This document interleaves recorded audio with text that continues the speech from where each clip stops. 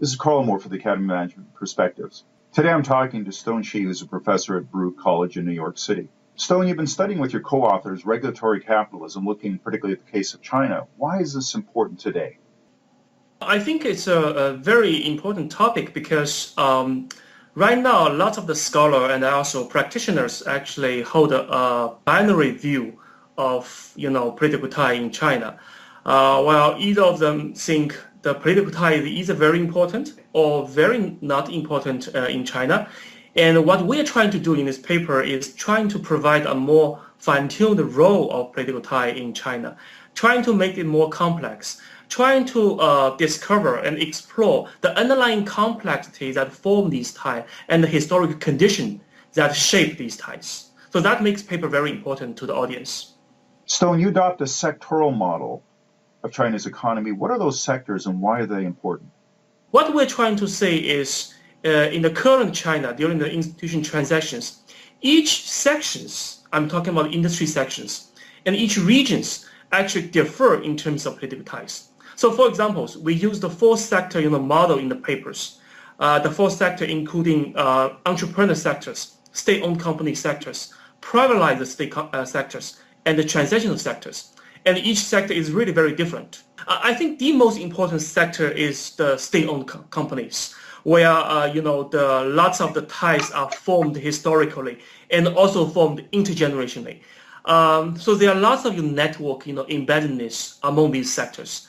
The least sector I would say is the entrepreneurship sectors, where majority of the CEO are coming from the Western countries, the so-called returning entrepreneurships.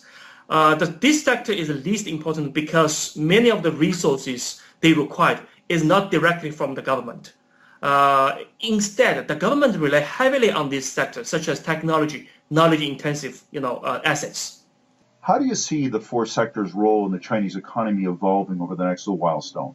I think the evolution is kind of what we do is we actually divide the evolution in terms of two paths.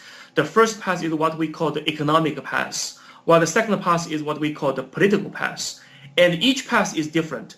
The economic path, as we describe in the paper, is similar as those experienced by other emerging economies, such as Hungary in the past, okay, where the movement is more like toward the market economies, okay, trying to emphasize the market competitions in China. The political sector is much more complex.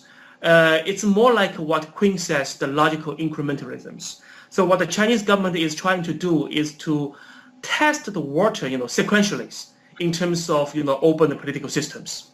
Can we generalize from the case of China to other transitional economies around the world? I think we talk about the boundary condition of our papers.